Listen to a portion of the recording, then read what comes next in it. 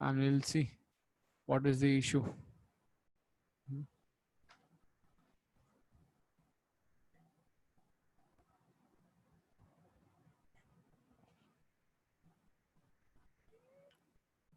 Okay.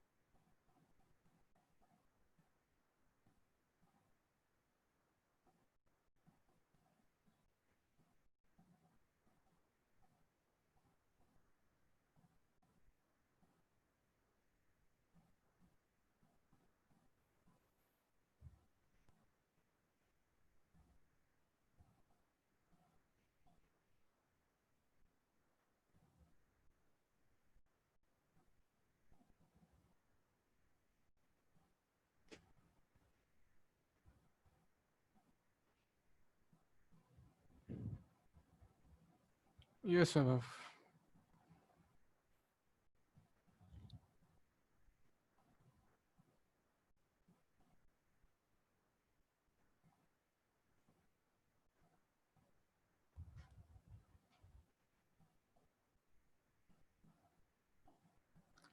Mike has some issues. Okay, but this level is what you are unable to clear. Okay,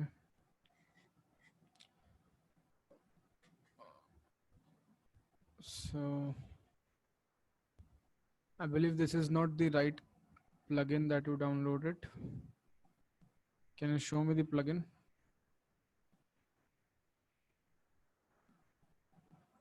Yeah, this is not the plugin. This is the one, cookie editor. Okay, so what were you trying to do here, and where were you facing the issue?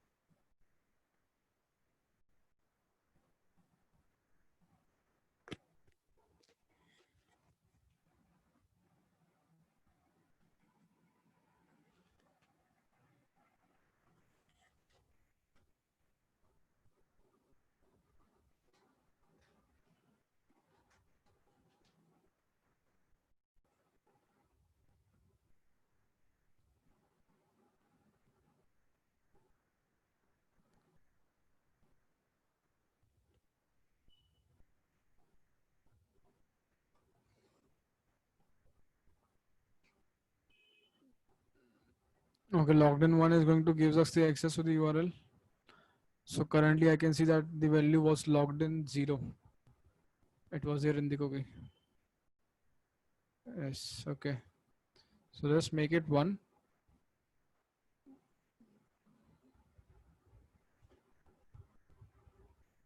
Add this value.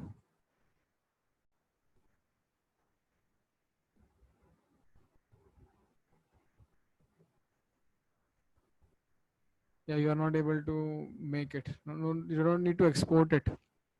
You need to save this thing. Okay. What you can do is you can just you have got two ways of doing this thing. One is through burp. Okay. Another one is if you want to do it through here itself, just delete that one and add a new one, saying with the name, same name. Click on here. No, do not remove the extension. Do not remove the extension. No, click on it. Open the extension.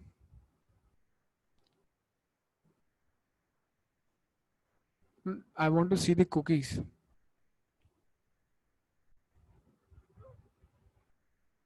Go back to that website. Yeah, click on it here. So the name of the cookie value, key value is logged in. Okay, just copy this value, name, copy it, and you have a delete option there, right? Just no, not delete all.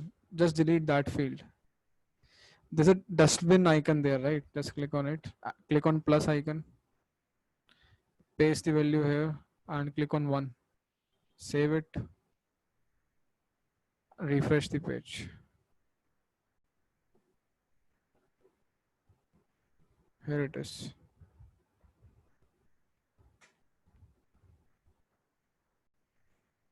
Okay. Yeah.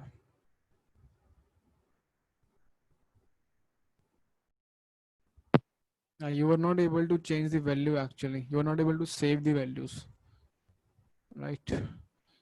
That was the issue there. You can do the same thing by intercepting this request in burp, and you can change the value there as well. That's also going to work.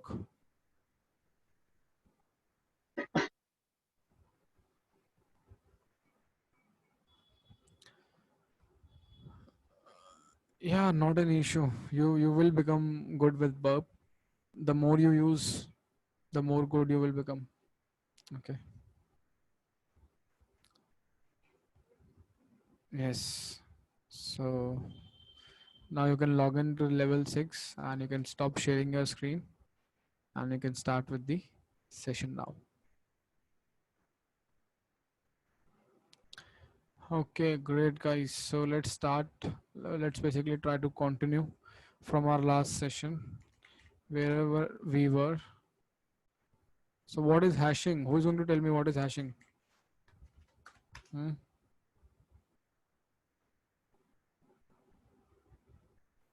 This is in continuance to your cryptography module. Tell me what is hashing.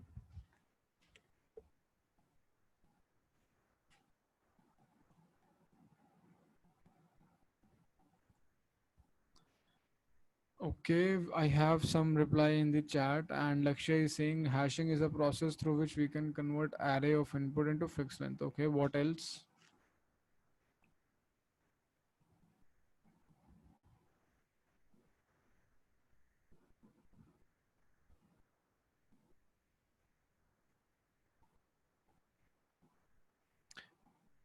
What about others? Nobody looked into what is hashing. Hmm? Nobody read about it. Although I gave you homework to read about this thing.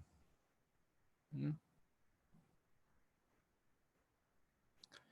What is the date today? 29, 30, 31, 2, 3, 7, 6. Okay.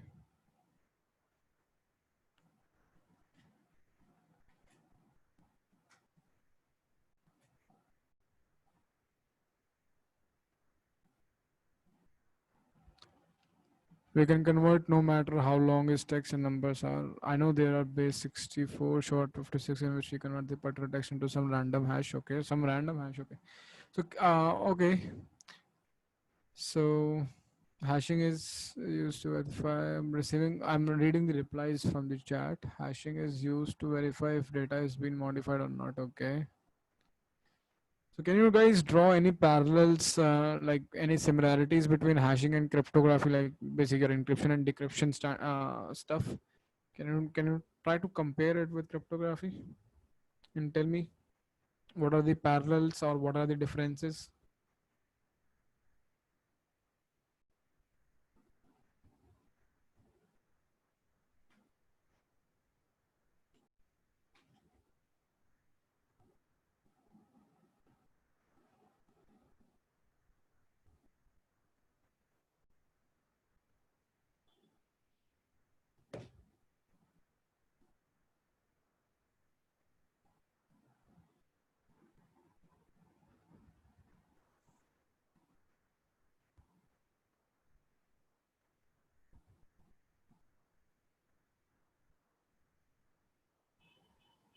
Uh, like in encryption, we have keys, you know, uh, uh, to decode. But in hashing, once the hash is done, we cannot decode it. I think. Okay, I think that is one. right. That is one thing. Anything else? So basically, let me help you out. Hashing is a specific type of cryptography, you can say. Okay, or I can say it's a special type of cryptography. ठीक है जी.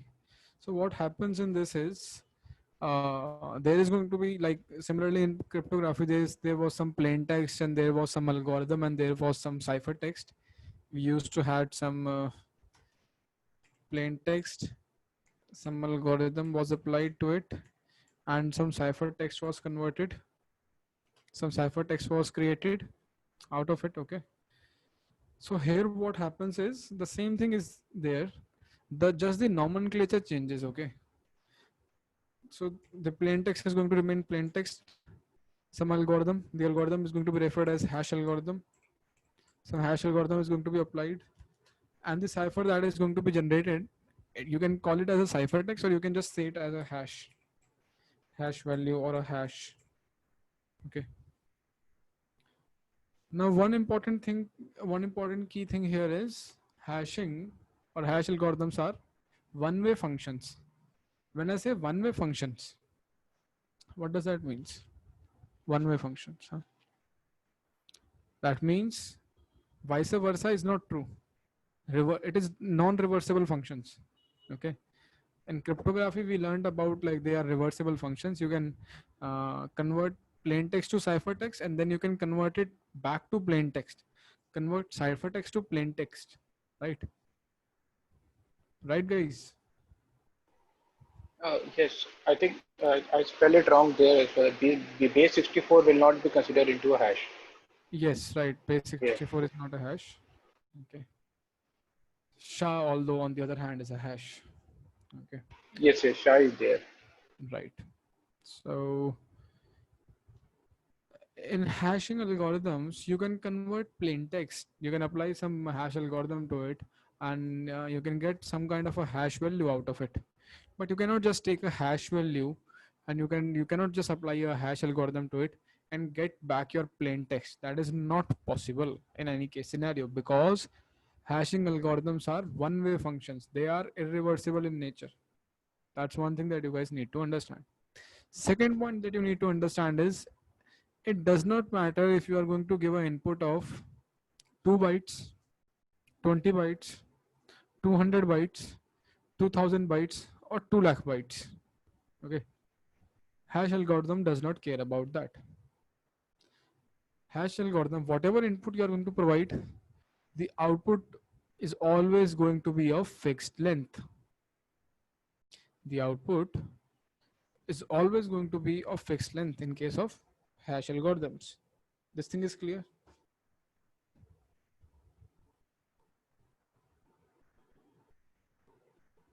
How that's how algorithms are designed. Okay, let's say MD5 is one example. Mm, MD5 online. MD5 basically stands for message digest. Okay, enter a word here to get MD5 hash. So let me just type here hello and crypt it. I got a SHA value here. Oh, sorry, MD5 value here. Let me just write it here. This was my value for hello. Okay, let's get some other text here. Let's say yada yada yada blah blah blah blah blah. Something random string here. Let's uh, get the hash value.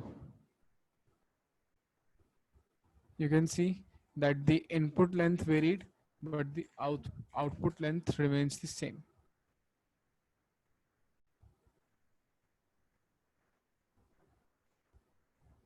Oops.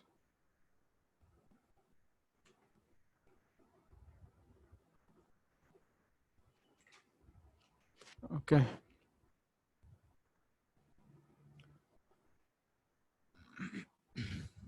That's one thing. So if I just Google about MD5, you'll see that it always gives you a 128-bit hash. Now the question arises, why? What is the need for hashing? Huh? Is it for cryptography?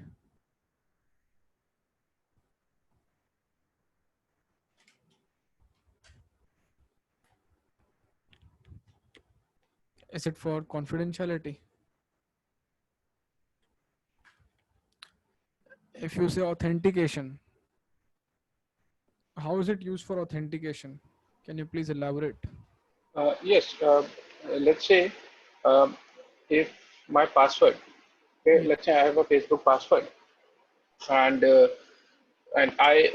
inputted one, and now what happens is that let's say there is a hash algorithm going on in the Facebook. So what happens is that is my password, instead of stored into an encrypted or a plain format, it will become a hash. Hmm. Okay, hash or sha whatever, hash. So it's gonna stay with my username and hash. Okay, now what happens is that is whenever I'm like inputting my password, it's gonna match the hash with the hash. So by any chance, if somebody will able to take my credential out from the Facebook account, he will never be able to make the or replicate the same hash. Hmm. So this is that's why I said authentication. And verification is a very simple example. Like when we download Kali, there is a hash there, so you Yeah. can always match. If the hash does not match, that means that there is a problem. So what I can say here is cryptography, on the other hand, is used for confidentiality, whereas hash algorithms are used for integrity and authentication. Right? That would be much better. Okay. Talking in terms of elements of information security. Right? Yeah, yeah, sure. In case of authentication, your credentials are not saved in plain text on the server side, because if tomorrow there is some kind of a data breach, your credentials are going to be leaked in plain text. Okay. So to prevent that, your credentials are first of all hashed and then saved in the database.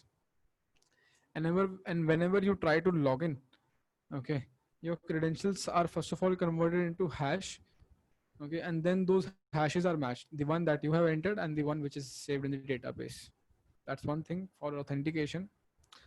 Another thing for integrity, okay. So it's like whenever you are going to download something from a trusted source, whenever you are downloading it from trusted source, you will see that you are going to be provided uh, with a checksum value. So as you said, Kali, if I just go to Kali website, that is kali.org. Let's go to kali.org, go to downloads. So here you can see there's a checksum which has been provided to me. And now I have already told you that it is for use for integrity. But how this checksum is used for integrity, can you tell me? How can you ensure that okay, this is the integrity is preserved, like the file that you downloaded, it is intact. It has not been modified by the attacker in between. If by any chance if something is modified, even even if like one simple letter is changed or one simple byte is changed, the hash will completely change. So so that means that if you do a checksum, this is not going to match. So the question is how you are going to check. But we can match it, right? How can you Like in the match? checksum, there is a checksum. There is a command to the checksum, right? What is the command? Can you tell me? I have to check. Not any issue. So I'll tell you.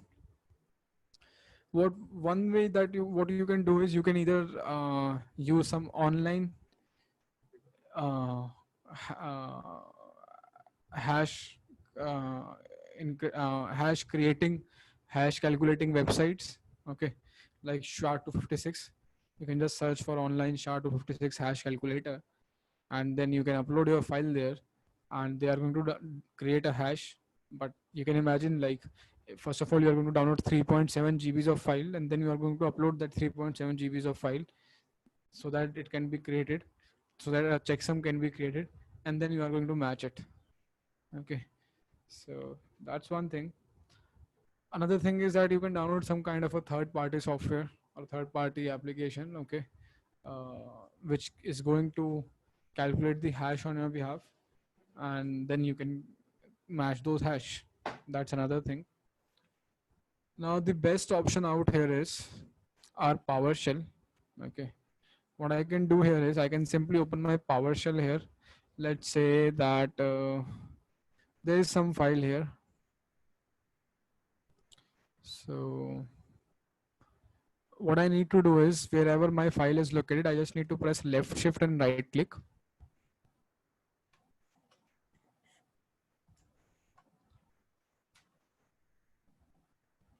I pressed left shift and right click, and there's an option that is going to appear which says open PowerShell window here. Okay, and I say open PowerShell window here. Let's open it. Yes, you can see that I am currently in desktop directory. Great. Let's select a file over here. The file is like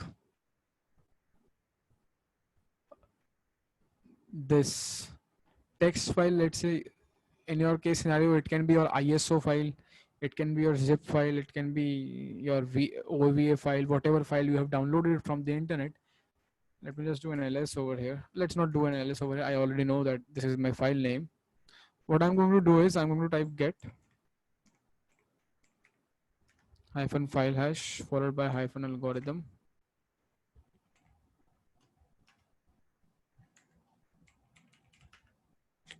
And mention the algorithm here. SHA-256 followed by your file name. My file name is, let's say, HP links backup. That's my file. I just mentioned the file name here and press enter. A checksum is going to be created, and now you can verify this checksum. Let's say this is, let's say I provided my Kali file here. You can provide a Kali file here. You can you got this checksum here. Just put it into inverted commas here. Hyphen EQ for checking if it is equal to or not. Get the checksum from the website, the vendor website, and just put it in another apostrophes here and check. If the two are going to match, it is going to say true. Otherwise, it is going to say false.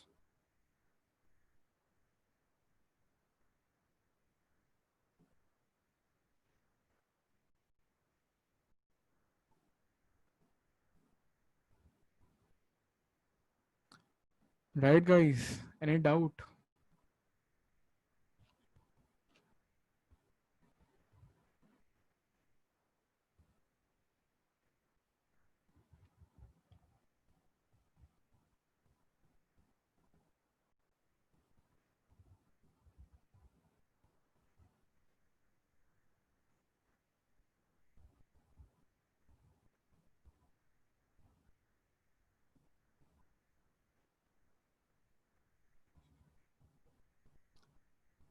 No replies. Neither yes, neither no. It is 5:30 p.m. and I don't expect you guys sleeping at this time. Hello. Can you repeat what was it? My headphone stopped to connect me. Not connect. What? I didn't got your question. Sorry. I'm saying, can you repeat? Actually, my headphones were not working, so I missed quite a lot, I think. Yeah, so I'm just saying that this way you can check the file, you can check the checksum, and you can see if it is true, the integrity is preserved. If it is false, that means the file's integrity is not preserved. Okay, because the checksum is not matching. Okay. So that's Then, what I was saying. Yeah. okay, no, that understood. That's no problem. Any doubt? How much good we need to be in a PowerShell? How much? Good do we need to be in a PowerShell? With respect to Penetration testing or with respect to hash calculation? with respect to security analysis. With respect to security analyst, very good. Yeah, You need to be very good in PowerShell. Okay. very Then good. Huh? again, that depends upon what kind of level of pen testing profile you are applying for. Okay. Okay. Okay. So you need to be pretty good with PowerShell. Okay.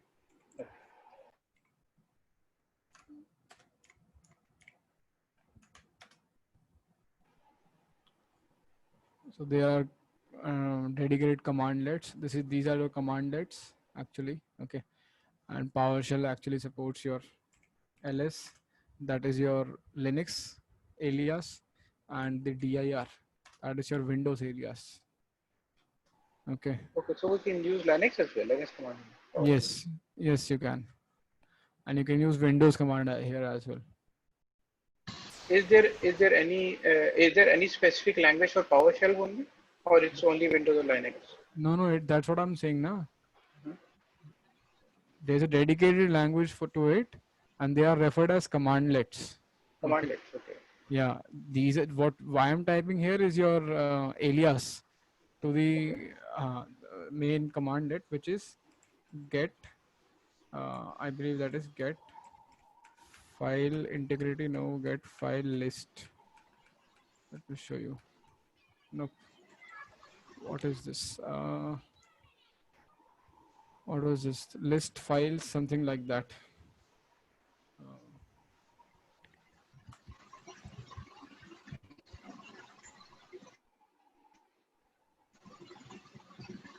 Get content. Yes, it is going to be get content.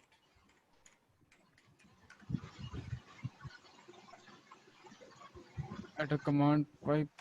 Oh, nope, not working. Okay. Get child item is the one. Get child item. Do you have any site over the wire or try hacking for to practice this PowerShell? Yeah, there must be, although I do not know if there is any one of them. Let me just see. As you have said, let me see if I can find something. Huh? Because what I heard about PowerShell is that it is a very a powerful tool. Yeah, It can do wonders if you know exactly how to move through PowerShell.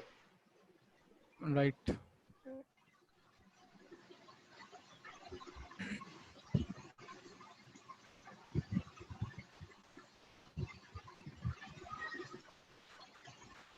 Go in the PowerShell track. There are certain exercises over here, but I have not done it. I do not know if what kind of interface do they provide, if it is free or if it is paid. I don't know. You can try exploring it. Okay, Sure, check it sure. out. I'll Yeah. do that. No problem. Yes. But definitely, if you want to learn more about PowerShell, you can search for PowerShell for pen testers. Okay.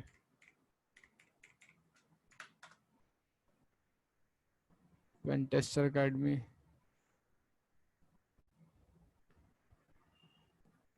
There's a dedicated course on PowerShell for pen testers. Very extensive course. Okay. If you want to learn, you can give this one a try.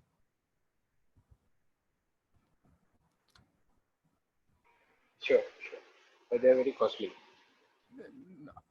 Pen Tester Academy is not costly. It is like I believe $40. I think so. No, it's $99. No, it is not. Sure. Last time I looked into it, it was $40. Yeah, here it is. Who said $99? Okay. $99 is for, I believe, virtual hacking labs. That's for 1 week. $99. Okay. Yeah, $40 per month. That's it.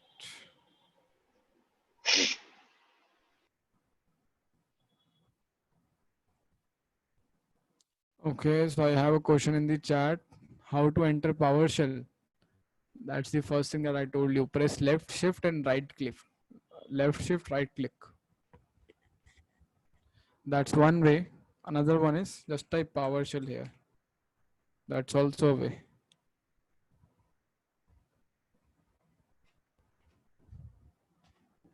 Okay, Lakshay.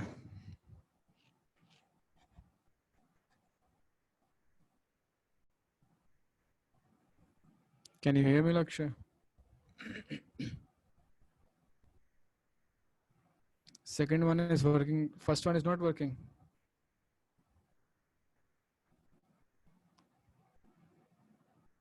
You are on Windows 10, I hope. Hmm?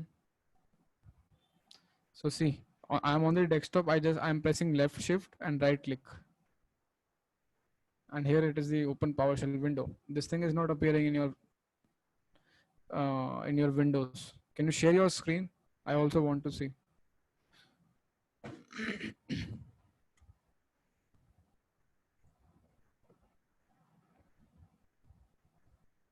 It is going to appear every time. It is going to appear.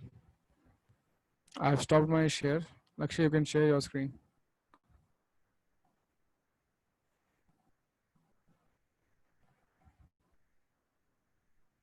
Yeah, just minimize it.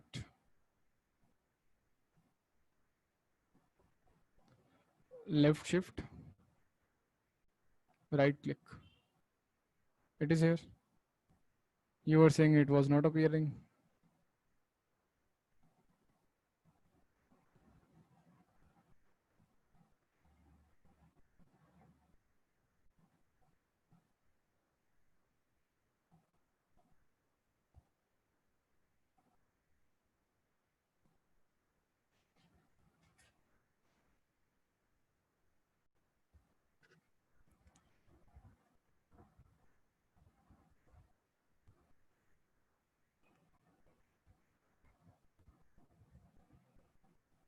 Is it opening? Not opening.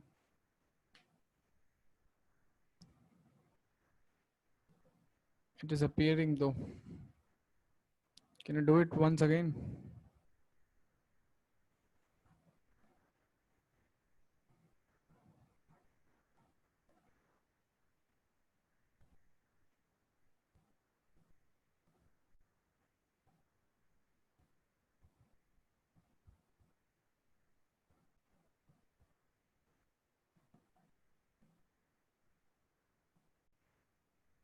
Okay, left control, sorry. Try with left control. Left control, right click.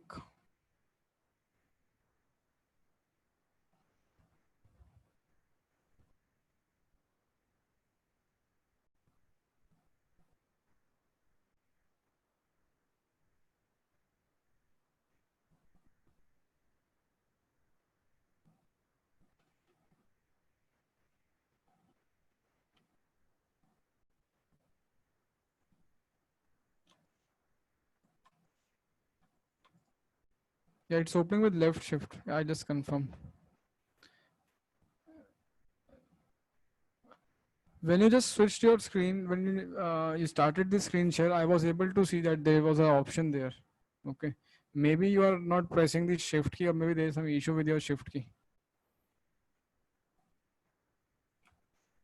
You can try doing this thing with the other shift key as well. Like the left shift is not mandatory.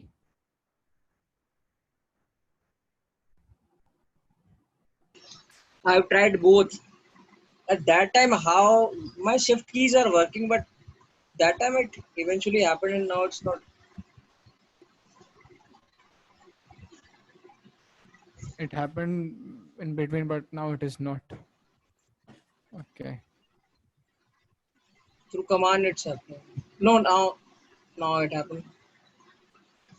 Now it is there. Yep.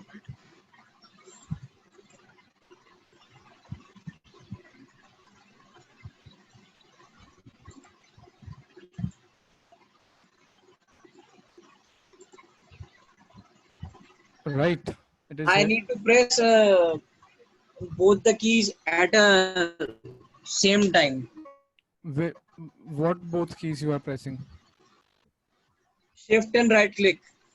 Yes, that's what I'm saying. Na? Left shift and right click. Uh, I thought you said first click, press the shift key, then press the right click. Okay. Okay. It's opening fine, right?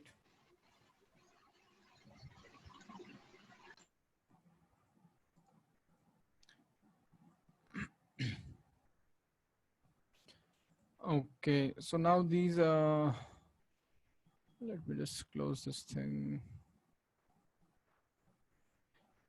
You can check the file integrity now, okay, without the use of any third party software. Okay, now these output bits are fixed for different hash algorithms, like there's SHA as well. Let's have SHA-256. SHA-256 is going to give you 256 bits of output. Okay, there are like SHA-512 as well. You can look into it.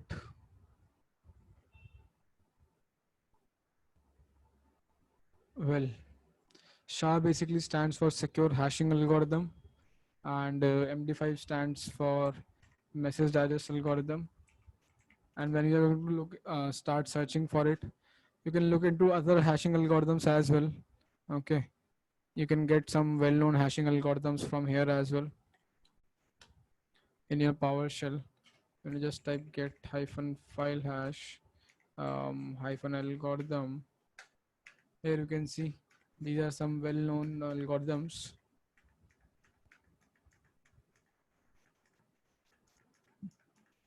Different vendors are going to use different hash algorithms, but 90% of the time you will see that SHA is going to be used.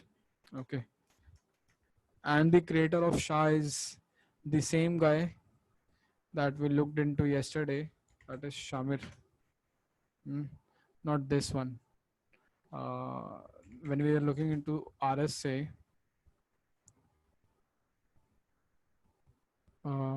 there was this guy here, Adi Shamir.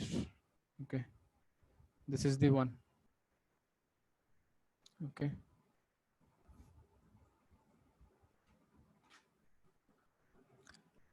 maybe it must be mentioned here. I don't know if it is here or not.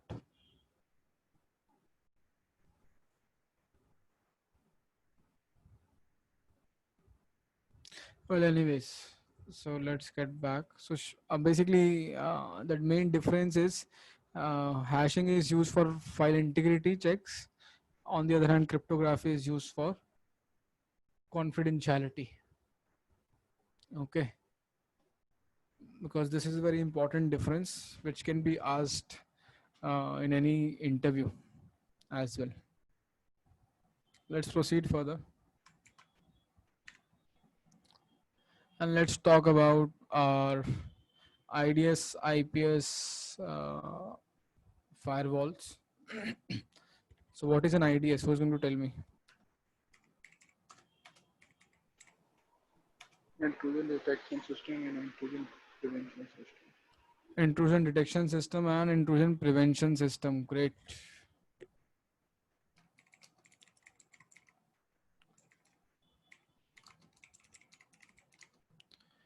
And what is the difference between the two? Detection system only detects, whereas prevention system has the capability of both detection as well as prevention, as well as taking a step to prevent them.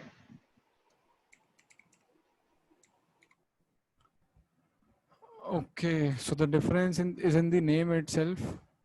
One is going to detect. On the other hand, other one is going to prevent only. IPS is not going to detect.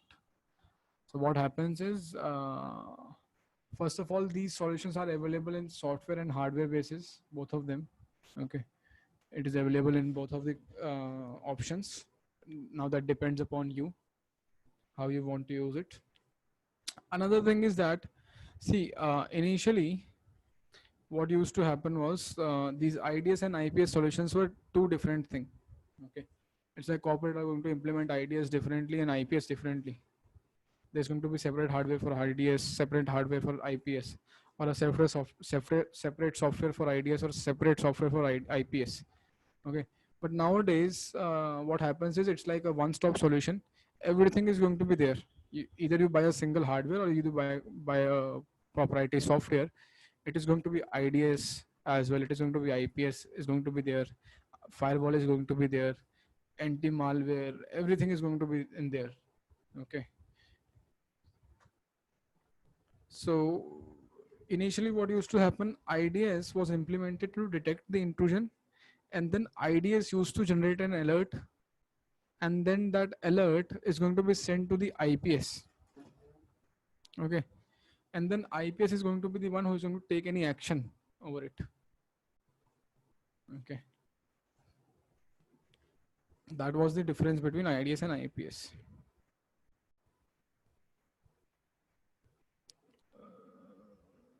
Okay, I have some message in the chat. I didn't got you, Lakshya. You're saying like total security. I didn't got you what you are trying to say.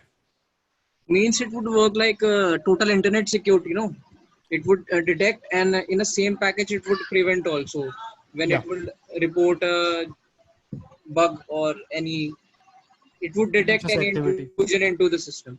Yeah. All right. So a single solution, a one-stop solution. Yeah. Okay.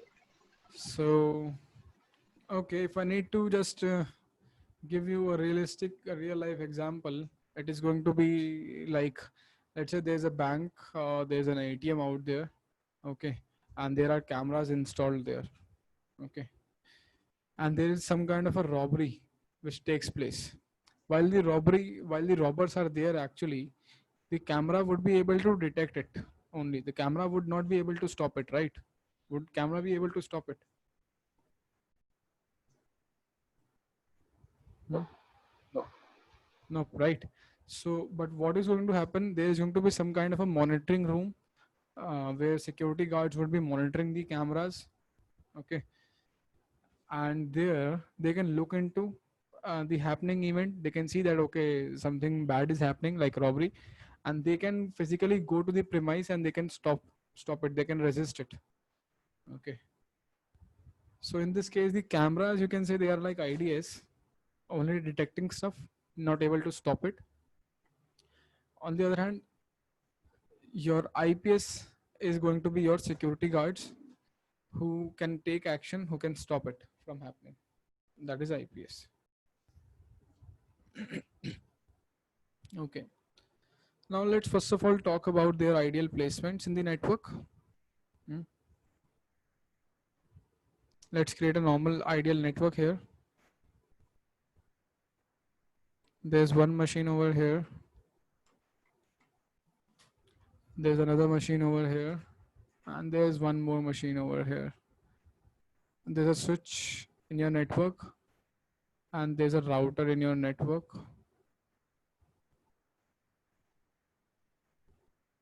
Okay. And now all of these devices are connected to each other. Hmm.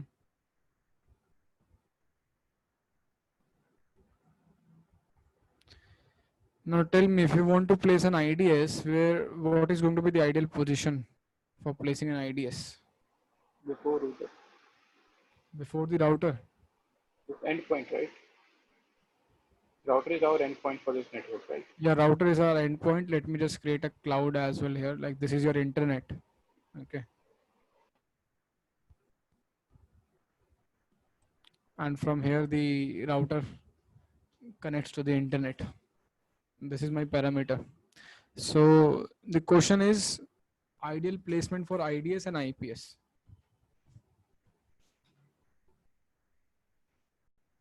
Are we consider them separately or as a single entity? Separately.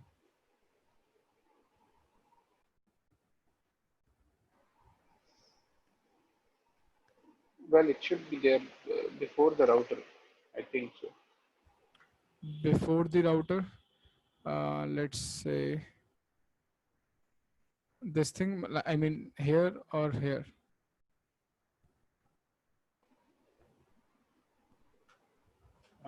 I was slightly confused. Router, the traffic should be coming from the cloud, right? Let's say from the internet. Yeah. If we put it here where you're currently placing it, sorry, then then we need to define the endpoint for router as well as the. So tell me one thing. This IDS and IPS will has also the functionality kind of routers and switches. Like maybe have minimum functionality of it as well.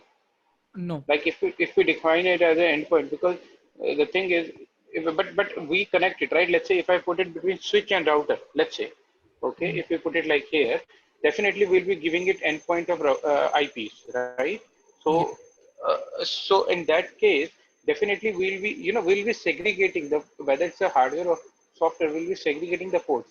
So it will have some kind of functionality, right? For switching, for routing, something like that, Right. Just this. right? Yeah. So, so if that is the case, then so we can define it before that as well. Matlab, that is my thinking. Like if we add some functionality, matlab, like functionality Mhm. of routing and switching, then we can put it before the router as well, and we can define a particular IP, like our router IP, to go from there. So so even if the ports are open on the router, this will filter them and only only pass the appropriate traffic. Okay, this is one of the situation, and obviously there is one in between we can add. So now this is what my reason. And what about IDS? IDS should be in front, definitely. Detection system should be before router. IPS should be maybe between this and this, router and switch. But Mhm. IDS should be before router. Okay. What about others?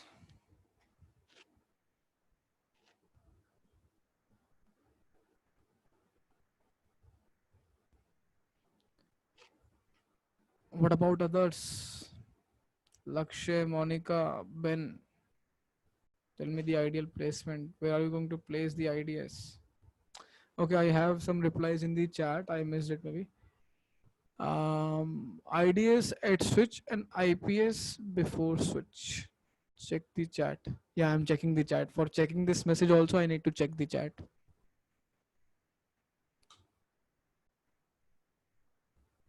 Yeah, so okay, so let me tell you. The IDS is going to be placed here. Okay, like this. This is going to be your IDS.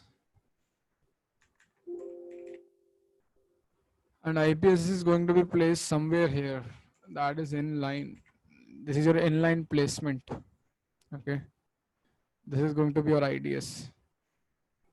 And if we have different solutions, then Both are IDS. Huh? oh, sorry, these are not the IDS. This is IPS. Okay, I'll remove this part. This is an IPS. This is an IDS. Okay, and if I need to place a firewall, it is going to be like here. Here is going to be your firewall. Okay, this is the ideal placement of these devices in a network. But What is the now, difference between firewall and IPS and IDS? yeah, What is yeah. So main difference is like firewall. There are certain criteria on which your firewall can allow or block the traffic, like on the basis of IP addresses or on the basis of uh, port numbers, protocols. Okay. So IPS have, I would say, a broader functionality than a firewall. Okay. can you just name out few, because I'm a bit confused now. See, nowadays, what is happening is you will get a one-stop solution like a firewall. There is going to be IPS in it. There's going to be an IDS in it, and there's going to be a router inside a firewall as well. Okay, firewall will be having sufficient routing capabilities. Okay, so the different, essentially, if I talk about the differences, IPS provides you a broader functionality. Okay, on the other hand, the firewall can only be working on the basis of IP addresses, port numbers. Okay, stuff like that. Like I need to allow packets from this IP address. I need to disallow packets from this IP address. I need to allow packets from coming from this port using this protocol, and I need to disallow them. Rishabh, can we have a scenario? Let's say if any attacker is attacking, Yeah. okay? So let's say he saw a port active, like we did 80 HTTP port 80 is active. Mm. Okay, so he attacks. Now, if he is doing a normal Nmap scan, or what you can say, a normal brute forcing, Okay, so IPS is before IDS. Okay, so Yeah. let's say IDS detected switch.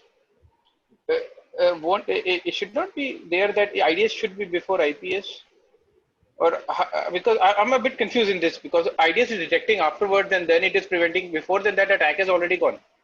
No, no, no. That is not the case. Okay. See, you understand my dilemma, right? Yeah, I'm Like understanding. Like, if the packet is not even reaching the IDS first, so how would the IPS be detecting before packet is reaching the IDS? yes, and you see, like this condition, if it's there, also, if IDS should be somewhere near to the firewall, because eventually the main thing for us is to prevent, is to see, like the open of it. Okay, so, sorry, I think I'm confused there. Firewall is altogether, firewall take care of port, right? Hmm. Ports and all those things. IDS does not do that. Hmm. So IDS, what exactly IDS does?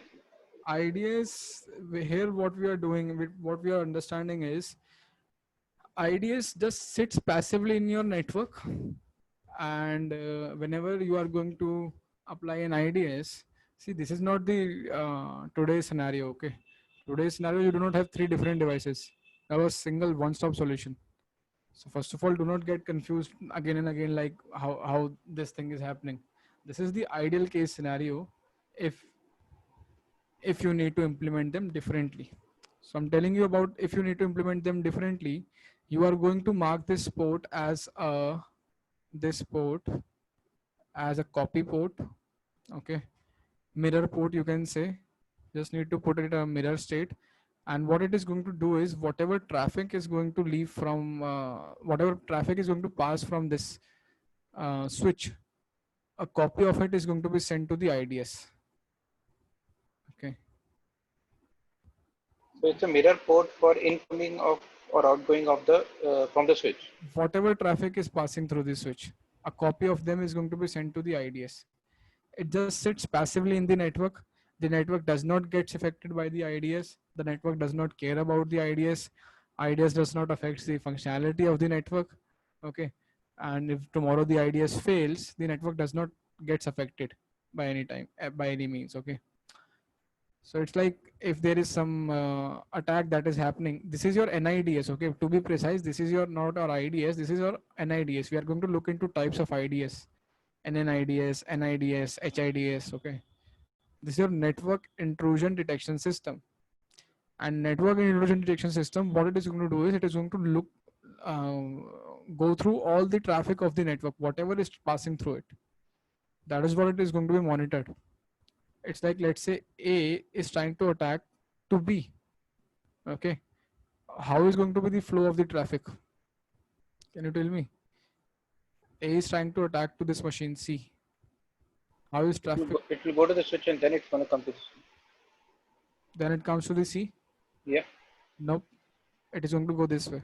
depends upon how the route is going.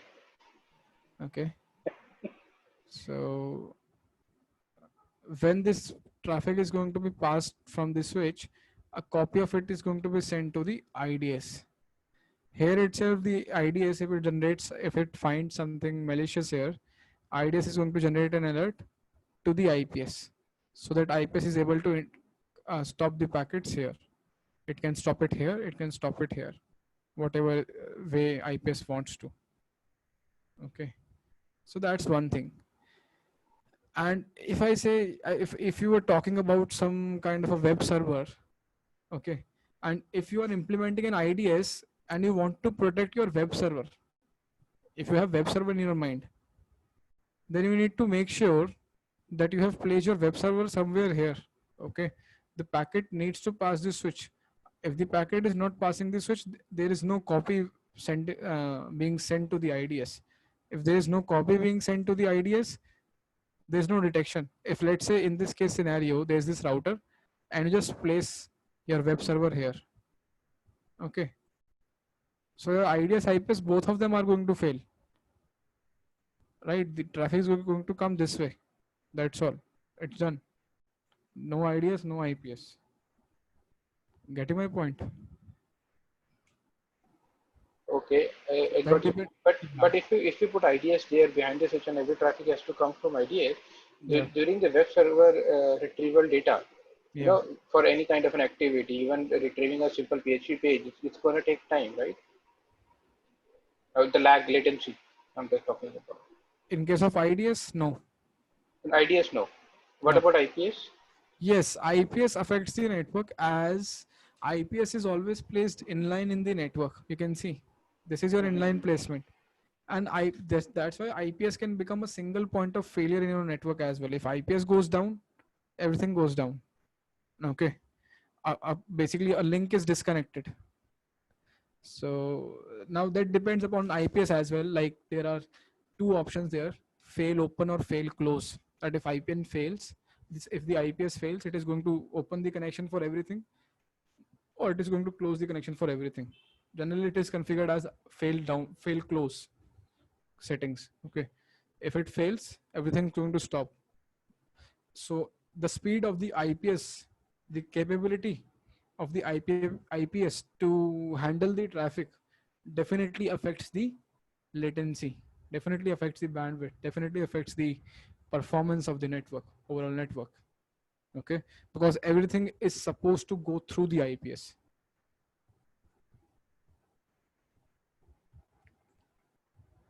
Right. Yes, okay. Can you define any, and see, in my mind, I can only imagine about the attacks which are coming in is like double port scan, buffer overflow, or the SQL injection and all those things. Okay. So, If you so, are thinking of those things, let me first of all tell you, none of mhm, this thing is going to help you, because those are your layer 7 attacks, and these devices mhm. are only going to be able to detect up Layer to 2, the, layer 3. yes, level 4 is the highest that they can detect.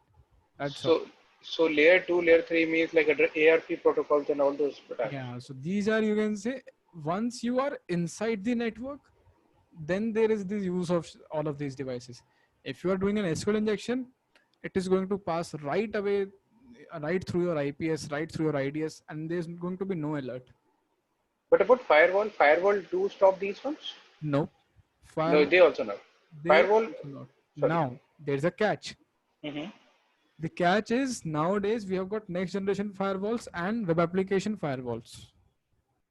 The normal firewalls, if I just say firewall, okay, if I just say firewall, it does not detect. It works up to the layer 4. That's all. Okay.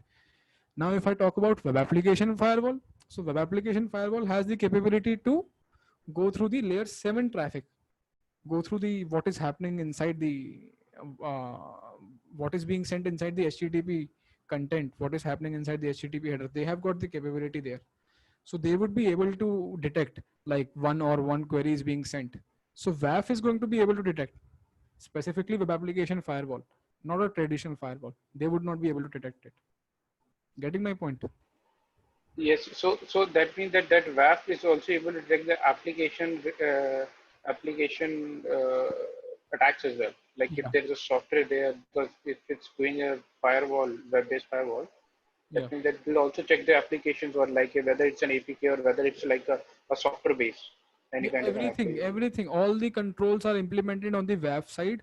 The filters are implemented on the WAF side. Okay, let's say you designed a very insecure application, like that is accepting your special characters from the user. Let's say not that insecure. It's simple that it is vulnerable to cross-site scripting. Let's say that the application is able to take Angular bracket script, Angular bracket kind of input from the user. But what you did was you implemented a WAF, let's say Cloudflare or Akamai. You can think of any market leader out there. Now, when these packets are going to be sent to the server, before then they have to be passed through the web application firewall. When they are going to pass through the web application firewall, WAF is going to strip those special characters. It is going to strip everything there itself, there and then. So the attack is going to fail. Okay. In Okay, spite got of it. the application being vulnerable, it is being protected by the WAF. Okay, got it. Right. I hope I have been able to convey the thing. Yes, yes, yes. Now I'm able to find out the differences. Actually, I was confusing between layer 2 and layer 7, layer 3 and Yeah. layer 7. That's Right. why. So, yeah, Yeah. That's the major difference between this can even be asked like what is the difference between the firewall and a web application firewall? Okay, the main difference is simple. Layer 7, layer 7 की कहानी है. Mm-hmm. So that's the thing. Okay. Yeah. Thanks. That's good. Thank Okay. you. Okay. What about others? You are able to understand or feeling like what is happening here? Huh?